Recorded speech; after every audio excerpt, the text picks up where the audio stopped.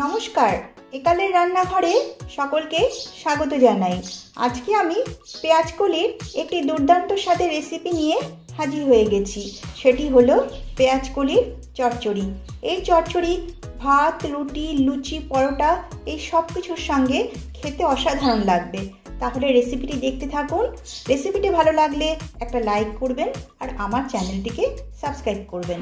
পেঁয়াজ কলি চচ্চড়ি করবার জন্য প্রথমে গ্যাসে একটা প্যান বসিয়ে প্যানটা গরম হয়ে গেলে তাতে দিয়ে দিচ্ছি 1.5 টেবিল চামচ সরষের তেল।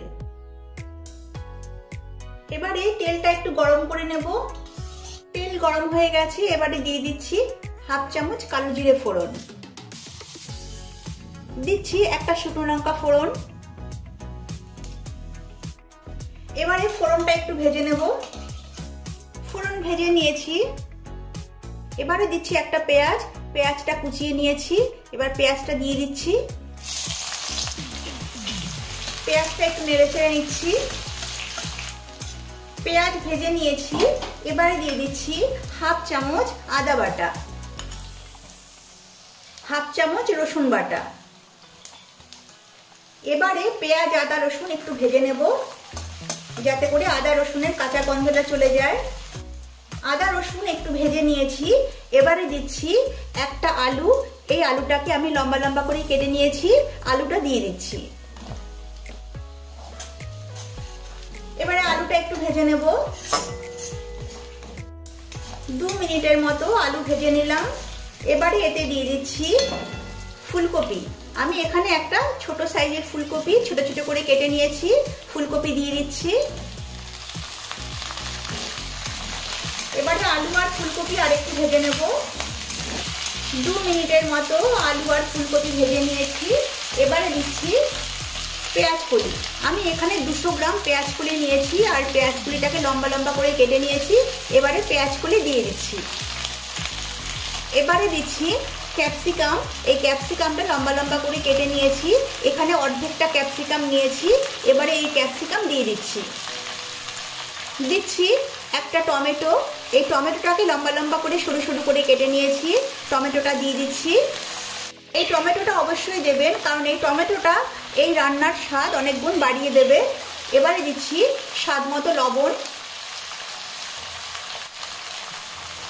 দিচ্ছি 1/2 চামচ হলুদ গুঁড়ো, 1/2 চামচ লাল লঙ্কার গুঁড়ো।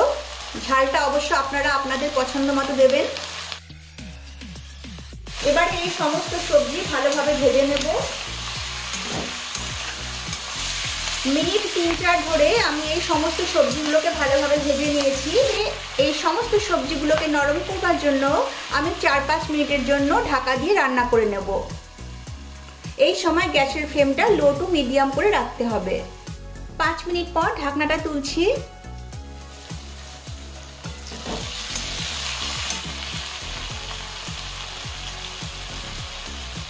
দেখুন, ঢাকা দেওয়ার কারণে সমস্ত সবজিগুলো খুব ভালোভাবে সেদ্ধ হয়ে গেছে।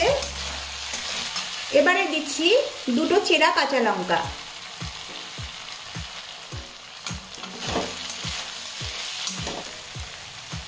এবারে দিচ্ছি 1 চামচ চিনি। চিনি কিন্তু অবশ্যই দেবেন, এতে এটি খেতে একটু মিষ্টি মিষ্টি লাগবে আর এই রান্নার স্বাদ অনেকটাই বাড়িয়ে দেবে। চিনিটা দিয়ে একটু নেড়েচেড়ে নিচ্ছি। সব শেষে দিচ্ছি 1 মুঠি ধনেপাতা কুচি। তারপর একটু নেড়েচেড়ে দিচ্ছি। আমাদের পেঁয়াজ কলির চচ্চড়ি একদম রেডি হয়ে গেছে। এবারে এটা একটা পাত্রে নামিয়ে নিচ্ছি। তৈরি হয়ে গেছে পেঁয়াজ কলির চচ্চড়ি। এই রান্নাটি করতে খুবই কম সময় লাগে।